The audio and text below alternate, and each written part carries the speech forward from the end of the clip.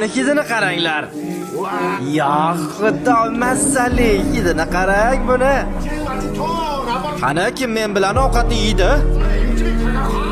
Dadasi bilan qaynoqqina suvli go'shtni kim yeydi? Limjugan farishtami?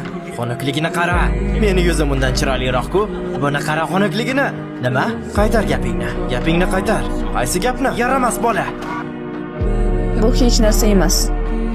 Ahmoqlarning gapiga quloq solmasliging kerak. O'zingni o'zing doim himoya qil.